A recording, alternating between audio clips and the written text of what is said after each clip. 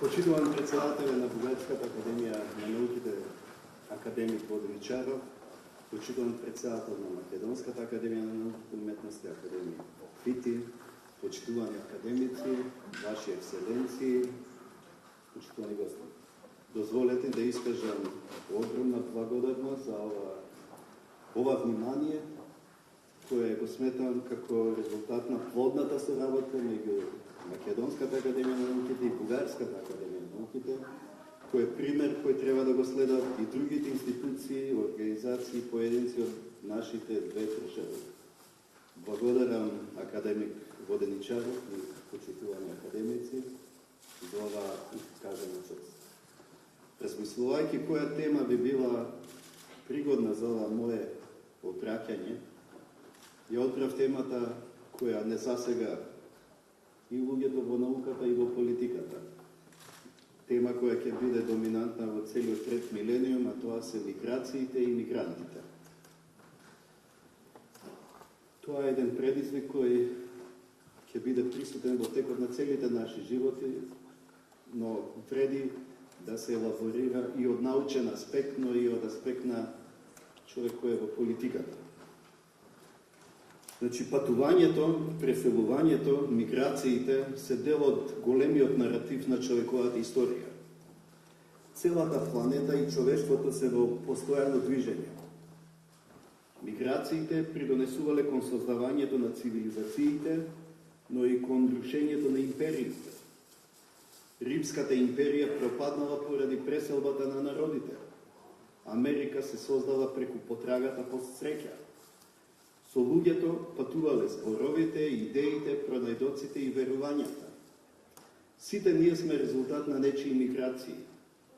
Нема човек чии поблиски или подалечни предци не дошле од некаде. Рече си известно дека нема човек чии потомци нема да појдат некаде, независно дали тоа некаде е друг град, друга држава, друг континент. Сепак нашите релативно кратки животи не ни дозволуваат да го согледаме и да го искусиме овој феномен во неговата севкупност. Како луѓе сосема природно се врзуваме за овде и сега, честопати занемирувајќи го таму и вчера или утре. Со други зборови, некритички се врзуваме за привремената сегашност која имаме тенденција да ја прифаќаме како трајна состојба. А сепак, историјата сведочи за една поинаква реалност. Политичките граници се порозни, но природните граници се постојани. Тоа најдобро го сумирал големиот американски стратег Николас Спајкмен, кој уште во 1942 година напишал дека географијата не подлежи на убедување. Таа е најфундаменталниот фактор во надворешната политика на државите, бидејќи е најтрајна. Министрите доаѓаат и си заминуваат, дури диктаторите умираат, но планинските венци остануваат непроменети. Со други зборови, географијата влијае на преселбите на народите, судбината на државите и иднината на светот. Географијата е клучот за разбирање на миграциите. Но токму 20. век беше време на бунт против географијата. Ние во Европа и на Балканот како да заборавивме дека најтрајни не се границите на државите, туку границите на природата. Европската бегалска и мигрантска криза не подсети на оваа важна лекција. Како се појави оваа криза?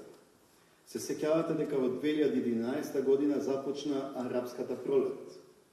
Меѓу горчливите плодови на арапската пролет беа и пропаднатите држави и разорените општества на Блискиот Исток и во Северна Африка, кои заедно чинат огнен појас на нестабилност, конфликти, бегалци и мигранти. Се до арапската пролет се вознемирувавме кога низ нашите територии нелегално минуваа по неколку илјади мигранти годишно. Во првите неколку години од конфликтот во Сирија бевме загрижени поради десетици илјади бегалци годишно. Во 2012 година имало 4320 мигранти. Во 2013 година 11831. Во 2014 година низ оваа рута минале 44057 мигранти. Зенитот се достигна во 2015 година и символот на кризата стана грчкиот остров Лесбос. каде се истовараа илјадници мигранти кои потоа доаѓаа кон Македонија. Во октомври 2015 година, само во текот на неколку часа, имавме над 14.000 мигранти и бегалци на грчко-македонската граница кај Гевгелија. Населението на Гевгелија преку ноќ се удвои. Многу добро се сеќавам на тие драматични моменти. Тогаш како председател и како врховен командант ја посетив нашата јужна граница. Состојбата изгледаше очајно. Границата на Европската унија кон Македонија беше порозна. Не можејќи да го издржи притисокот од илегалната миграција, Грција, земјата членка на НАТО и на Европската унија и на дел од Шенген зоната, ги распоредуваше бегалците и мигрантите на граничната линија со Македонија. Бевме во парадоксална ситуација. Македонија се соочи со закана што доаѓаше од територијата на Европската унија и на НАТО. Сево ова беше подсетување дека Македонија и Балканот се дел од источно-медитеранската и балканската мигрантска рута.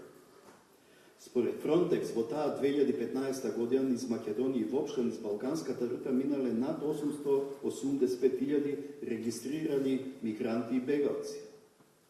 Што придонесе за наглиот пораст на мигрантите?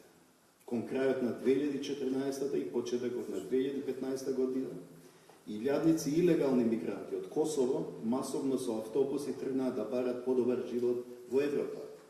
Масовното мигрирање на косовските граѓани најверојатно го привлече вниманието и на светските медиуми кои во живо го пренесуваа овој феномен. Вестите стигнаа и до Блискиот Исток и до Африка. Рутата што ја отворија косовските мигранти подоцна искористи и бегалците и мигрантите од Сирија.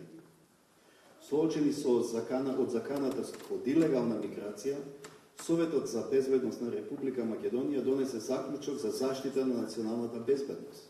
На 19 август 2015 година, владата на Република Македонија донесе одлука за прогласување кризна состојба на јужната и на северната граница.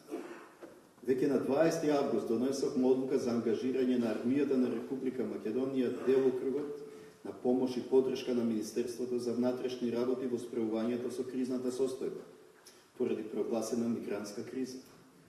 Додека на Брисел му беа потребни 6 месеци за да постигне консензус во однос на мигрантската криза, ние решивме да ги земеме работите во своји раце. Тогаш Република Македонија беше една од ретките суверени држави во Европа која сама донесе одлука и сама си ја спроведе одлуката. Во октомври 2015 година, на наше инсистирање и на иницијатива на земјите долж Балканската рута, се свика проширен состав на Европската комисија со земјите членки на рутата, каде што се движат бегалците и мигрантите. За прв пат на заедничка маса се најдоа сите земји кои се засегнати од мигрантската криза.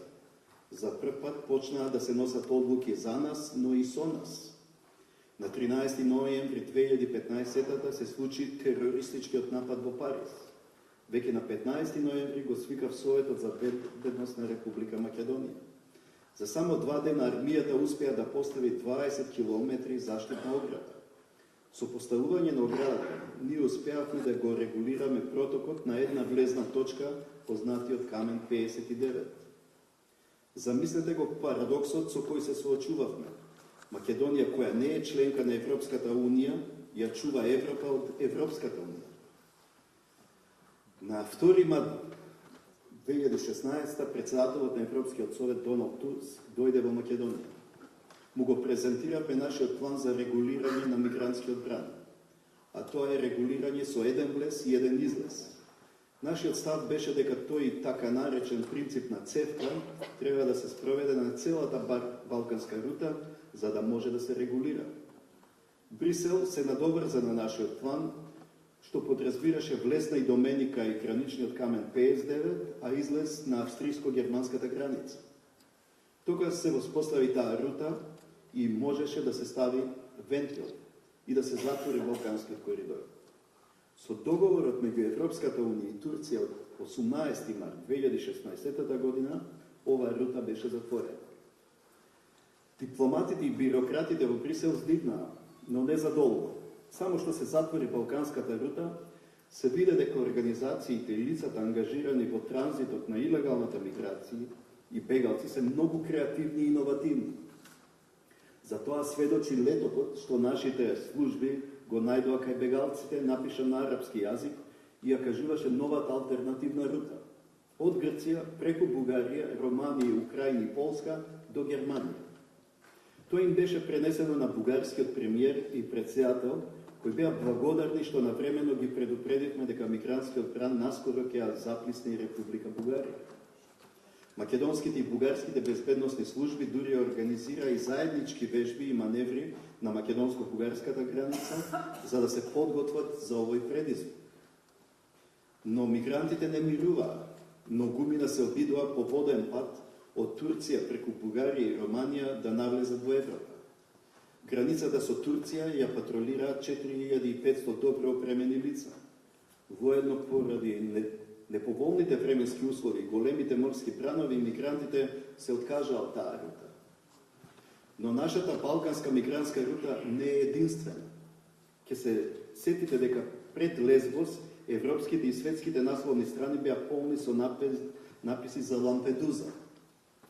Се до 2015 година Лампедуза беше трагичниот символ на централно-медитеранската рута. По арапската пролет се сруши поредокот на Либија, кој престана да функционира, да биде функционална држава. Мигранти од рогот на Африка, од Џибутија, Еритреја, Етиопија и Сомалија ја користеа територијата на Либија за да дојдат во Италија, каде денес има околу 170.000 бегалци. Во изминатите 20 години Италија веќе примила 4 милиони мигранти. Неколку години ова беше доминантна рута за доаѓање на бегалците во Европа. Со активирањето на ова рута, за жал, Медитеранот стана познат како гробница на мигранти. Според извештајот на Меѓународната организација за миграција ИОМ, од јуни 2016 во периодот од 1 јануари 2014 до 31 мај 2016, 9492 лица ги загубиле животите или се водат за исчезнати. При тоа, 17 од 20 смртни случаи на мигрантите се случиле токму на централно-медитеранската рута. Но и пред централно-медитеранската беше активна западно-медитеранската рута. Преку оваа рута, од 2000 година до сега, во Шпанија влегле околу 5 милиони мигранти, претежно од Мароко, Западна Сахара и Алжир. И покрај нивните разлики, овие три мигрантски рути имаат нешто заедничко. Прво, меѓу нив постои динамичка поврзаност. Штом една рута ќе се затвори, мигрантите и бегалците веднаш ја активираат следната рута.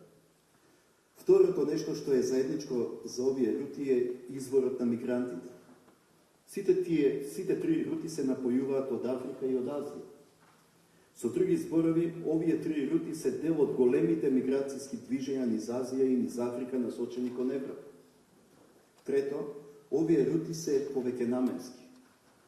Копнените рути на мигрантите се сопаѓаат со природните воздушни рути, но рутите на природните миграции не ги користат само мигрантите и природниот свет, туку и криминалните структури. Имајќи предвид дека за да се стигне од Сирија до Германија, мигрантите се подготвени да платат од 5 до 15.000 долари, може да се замисли големината на тој бизнис. Според Европол, минатата година заработката од мигрантите е меѓу 3 и 6 милиарди долари. Мигрантските коридори не се само геополитички и геостратегиски, туку се и коридори на илегален геопрофит. На почетокот на оваа 2016 година, во рамките на Михенската безбедносна конференција, се сретнав со афганистанскиот председател Ашраф Гани. Тој истакна дека најголем дел од криминалните структури кои во изминатите децении ги обезбедуваа рутите на шверц на дрога, сега се занимаваат со шверц на мигранти. Според UNODC, балканската рута на дрогата кон Централна и Западна Европа започнува во јужните и западните провинции на Афганистан. Годишно 1000 метрички тони опиум и 140 метрички тони хероин се шверцуваат од Афганистан во Иран. Од нив 80 до 85 метрички тони хероин се шверцуваат низ балканската рута кон Западна Европа. Се проценува дека организираните криминални групи што го шверцуваат хероинот до Балканот годишно заработуваат меѓу 600 до 700 милиони долари. Како што бројот на бегалците ќе се зголемува, така волјата и подготвеноста на Европската Унија да ги прифаќа и да ги интегрира ќе се намалува. Истовремено мигрантската криза придонесе кон за дополнително затегнување на односите меѓу државите. Но цената што ќе ја платиме за несоработката е прескапа, бидејќи колку е послаба соработката меѓу државите, толку е посилна соработката меѓу криминалци. За разлика од политичките елити и безбедносните служби, шверцерите на Балканот немаат никаква етничка, јазична или религијска предрасуда. Ова е само почеток. Во март 2016 година бе во официјална посета на Египет. Во моментот во Египет има околу 5 милиони економски мигранти. На јужната граница со Судан чекаат уште милиони. Се на се во непосредна близина на надворешните граници на Европа се наоѓаат меѓу 20 и 30 милиони потенцијални мигранти. Затоа може да се каже дека мигрантската криза допрва почнува. Целите наши животи ќе бидеме сведоци на бегалци и мигранти кои ќе се обидуваат да дојдат до Европа. Но тоа е дел од поголемиот процес. Целиот 21 век се одликува со големо раздвижување. Според Обединетите нации, во светот има околу 232 милиона меѓународни мигранти и 740 милиони внатрешни мигранти. Над 65 милиони од нив се насилно раселени лица, од кои 21 милион се бегалци, а 10 милиони се апатриди. Во 2014 година 54%, односно повеќе од половината од човештвото, веќе живее во урбани центри. Се очекува дека до 2050 година дури 66% од светската популација ќе живее во градовите. UN Habitat проценува дека секоја недела околу 3 милиони луѓе се преселуваат во градовите.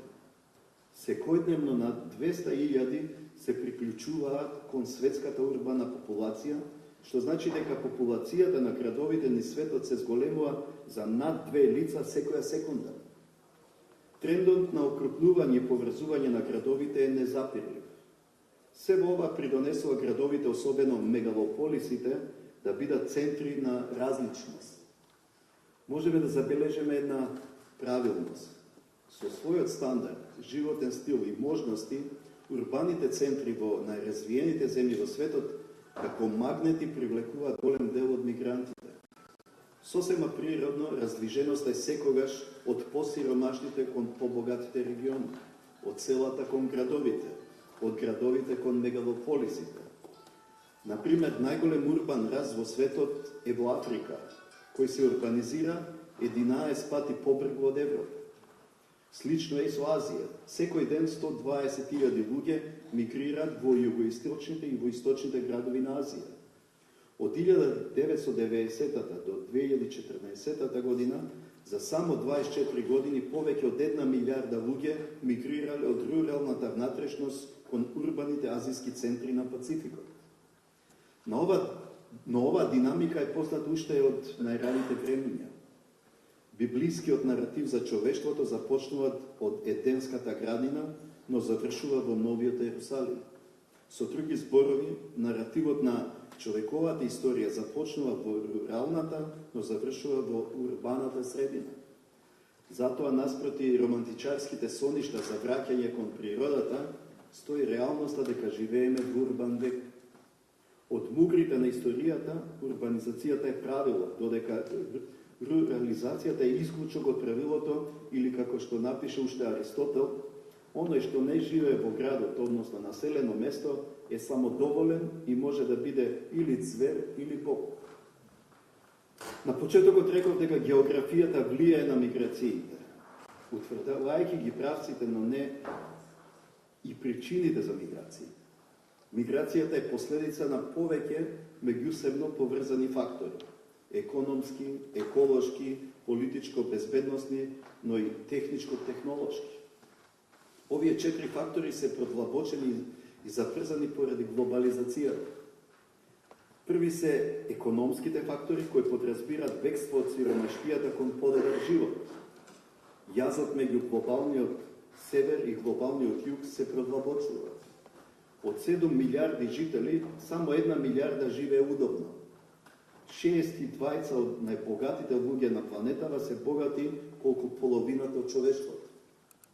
Не е ни чудо што милиони економски мигранти кои немаат надеж за социјална мобилност во нивните родни држави сакаат да дојдат во Европа. Втори се еколошките фактори. Малкумина знаат дека сириската бегалска криза започна како еколошка миграција. Од 2006 година во Сирија владее суша, поради која 1,5 милион луѓе од руралните и аграрни средини мигрираа во градовите. Според ЮОМ, не само што во светот веќе има неколку милиони еколошки мигранти, туку и бројот ќе се зголемува на десетици, па дури стотици милиони во наредните 50 години. Третите се безбедносните фактори и насилниот екстремизам и тероризам во пропаднатите држави. Очигледна е разликата на Блискиот Исток и во Северна Африка од 2001 година до денес. Настаните што се случуваа минатите години создаваат нова карта на Блискиот Исток и во Северна Африка. Либија веќе не постои како единствена држава. Од војната меѓу шиитите и сунитите, Јемен е поделен на 4 територии. Состојбата на Блискиот Исток е хаотична. Ирак веќе не може да функционира како држава и е поделен на сунитски и шиитски. ИСИС се обидува да освои дел од територијата каде што некогаш бил калифатот. Границите исцртани во пустинскиот песок, што ги поделиле етничките, религијските и културните идентитети, сега се бришат и регионот повторно ги враќа своите природни граници. Политичката карта на Сирија изгледа како леопардова кожа. Се води војна на сите против сите околу контролирањето на гасоводите. Во моментов територијата на ИСИС се намалува.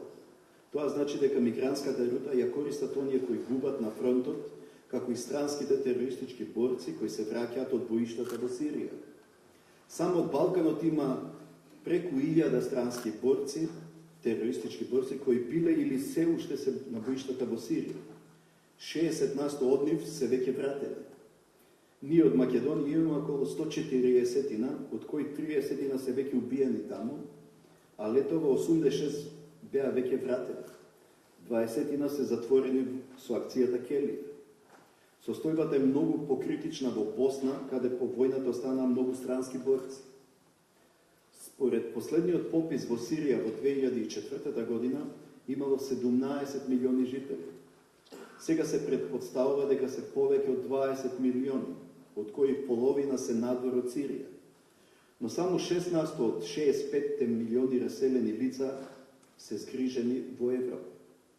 Најголем товар од мигрантската и бегалската криза го чувствуваат државите на Блискиот Исток и во Северна Африка.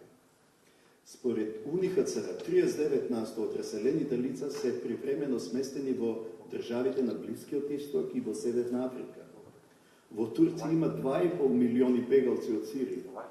Во Либан 1,3 милиони, 1/4 од популација на земјата. Во Иран се 979.000, во Јордан 1,4 милиони бегалци. Четвртиот фактор што ја потикнува миграцијата е развојот на технологијата. Она што во 19. век беше железницата за Европа, тоа денес е смартфонот за Африка. Двигател на општествената, економската, но би додал и демографската трансформација. На Блискиот Исток и во Африка се користат околу 123 милиони смартфони. Зошто е ова важно? Бидејќи милиони потенцијални мигранти, азиланти имат пристап кон технологијата што може да им овозможи полесно да стигнат до посакуваните дестинации. Овие, а и многу други секундарни фактори придонесоа кон она што стана позната како европска бегалска и мигрантска криза. Европската унија е во континуирана криза. Во 7-та година од политичката и економската криза, Европската унија се соочи и со мигрантската криза. Се повтори неуспехот на институциите за ефективно управување, солидарност и лидерство, односно активности што треба да се спроведат на наднационално ниво.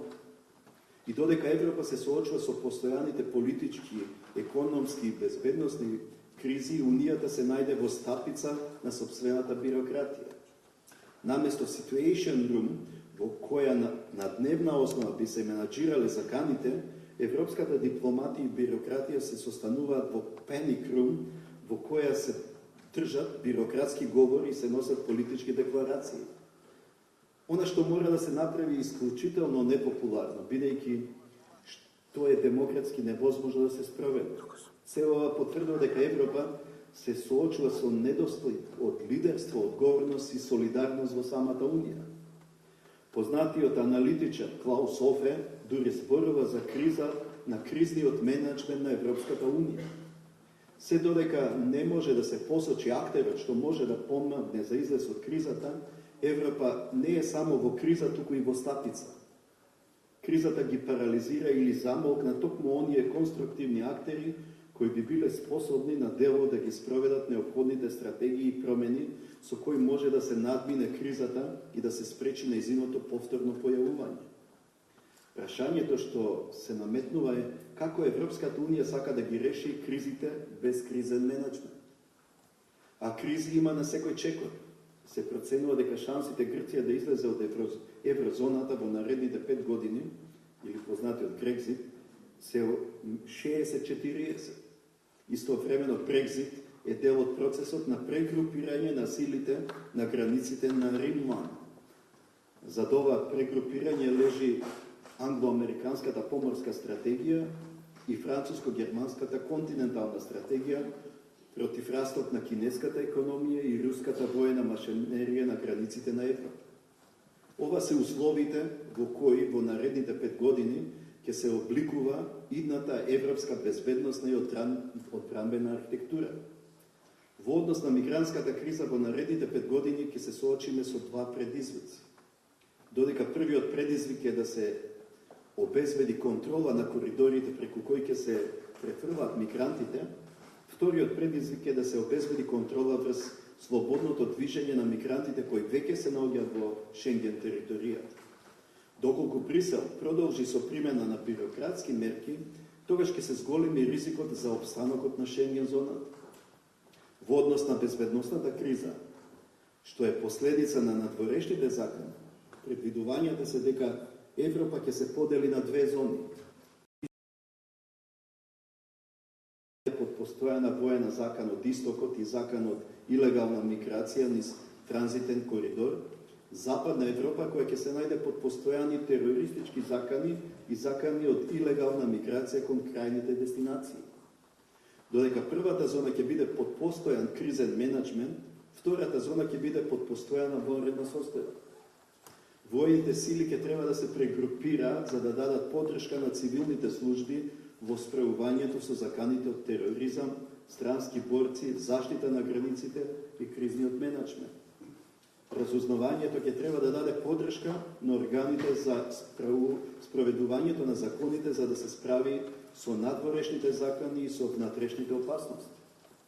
Третиот предизвик е поларизацијата на европските општества. Националистичките движења ќе јакнат и ќе применуваат насилни методи и средства за заштита на идентитетот и карактерот на националните држави. Повторно ќе се врати суверенитетот на државите за да се заштитат сопствените национални територии. Четвртиот голем предизвик се политичките кризи. Тие имаат за цел внесување на државите во состојби на тензии. Во вакви тензии ќе се стават во оф-баланс состојба. Тоа подразбира малцински влади, широки коалиции со мандат до 18 месеци и неможност за носење одлуки. Државите ќе бидат во состојба на починетост на центри на мој кои ќе остваруваат своји собствени интереси. Петиот предизвик се последиците од пропаднатите држави и држави во пропаѓање што се наоѓаат на границите на јужното криво на НАТО. До сега Европската Унија и НАТО не може да обезбедат заштита на државите од невоени закони. Затоа очекувано е државите билатерално да соработуваат во рамките на своите региони со цел да се справуваат со опасностите. Како да ја решиме оваа квадратура на кругот? Факт е дека опстанокот на Европската Унија ќе зависи од кризниот менеджмент на третите земји кои се на коридорите и во оперативното обкружување. Земјите кои со години ги игнорираше сега ќе станат клучни за нејзината безбедност. Тоа се пред се Египет, Јордан, Турција, Македонија, Србија. Непосредната соработка за прашање од заеднички интерес ќе придонесе за надминување на недовербата меѓу безбедносните служби. За да даде резултати на среден и долг рок, таа состојба мора да прерасне во вистинско партнерство меѓу безбедносните служби на државите во рамките на партнерство. Но за да биде успешна, Европската унија мора да направи две нешта. Прво, мора да се дебирократизира.